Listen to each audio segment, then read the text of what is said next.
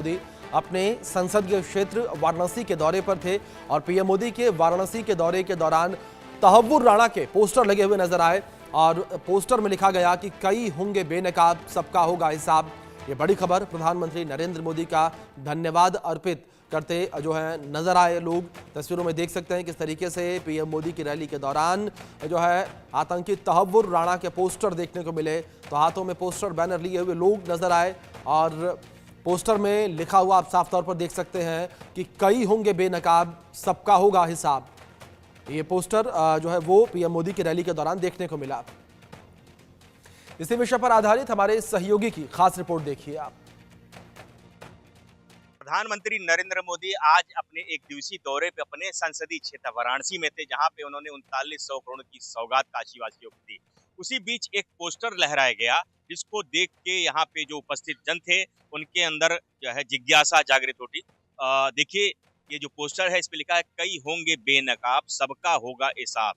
यानी कि 26/11 की जो मास्टरमाइंड आतंकी तहव्वुर राणा को लेके ये पोस्टर जो है लहराया गया और इसको जो लहराने वाले लोग हैं वो भाजपा पिछड़ा वर्ग मोर्चा के काशी क्षेत्र के लोग हैं। उसमें जो नाम लिखा है उपाध्यक्ष अनूप जायसवाल का लिखा है। तो हम इन्हीं से जानते हैं कि ये पोस्टर लहराने का आशय क्या था।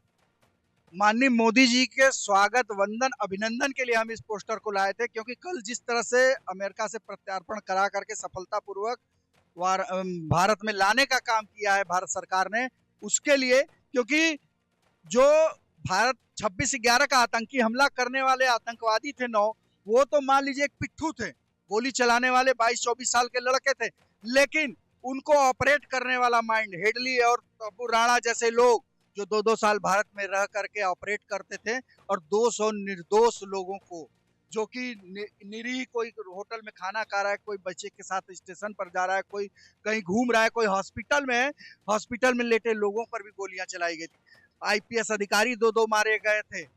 हमारे तुकाराम ओबले जी कसाब को जिंदा पकड़े, जो एक डंडे के बल पर से पकड़ लिए थे स्टेशन पर।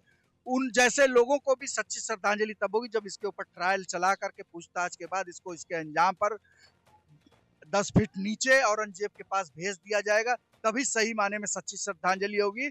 और आज 2014 के बाद का जो भारत है, नया भारत, ये संदेश देने का दुनिया को काम कर रहा है कि अगर हमें कोई छेड़ेगा तो हमें उसको छोड़ेंगे नहीं, चाहे सर्जिकल स्ट्राइक करके, चाहे एयर स्ट्राइक करके। आज भारत अगर कोई कंधे से कंधा मिलाता है तो हम 100 देशों को निःशुल्क वैक्सीन भी देने का काम करते हैं, जिसका आभार पापुआ गिनी के राष्ट्रपति पांव छू करके माननीय मोदी जी का करते हैं। तुर्की में भूकंप आता है तो मोदी जी वहां ऑपरेशन दोस्त चलाते हैं, जिसमें कि तुर्की की महिलाएं हमारे सैनिकों का माथा चूम करके उनका अभिनंदन करती हैं। संबंध अच्छे नहीं है, फिर भी हम दुख में देखते हैं कि कौन परेशानी में हम उसके साथ खड़े होते हैं। लेकिन कुछ देशों की जो प्रवृत्ति है, पाकिस्तान जैसे देशों की, आतंकवाद को पालने का और उसके पालन में पोषक होने का काम कांग्रेस की सरकार मुस्लिम तुष्टीकरण के चलते करती है। निरंतर आतंकवादियों को सहयोग करके, चाहे वो यासीन मलिक को प्रधानमंत्री आवास में बुला करके हाथ मिलाने का काम करती है, हाफिज को साहब कहते हैं, लादेन को जी कहते हैं। तो ऐसे लोगों, चरारे शरीफ में बिरयानी भिजवाते हैं, कभी कसाब को बिरयानी खिलाते हैं, तो उससे आतंकवादियों का मनोबल बढ़ता है और वो घटनाएं करते हैं। और घटना के बाद कांग्रेस की सरकारें उसका गंभीरता नहीं लेती हैं। विलासराव देशमुख महाराष्ट्र के मुख्यमंत्री जाकर के फिल्म का सीन देखते हैं ताज होटल में कि यहाँ फिल्म अच्छी बन सकती है, डायरेक्टर को लेकर के जाते हैं, तो उनकी संवेदना को आप समझ सकते हैं। चिदम्बरम एनआईए के डायरेक्टर जब बयान लेकर के हेड लिख आते हैं तो उसको बदलने के लिए दबाव डालते हैं, उनकी संवेदना आप समझ सकते हैं। ऐसे लोगों को बेनकाब होने की जरूरत है, इसलिए हमने लिखा है कई होंगे बेनकाब, सबका होगा हिसाब। क्या लगता है इसमें, आपने जो लिखा कई होंगे बेनकाब, सबका होगा हिसाब, इसमें लगता है कि सभी बेनकाब होंगे?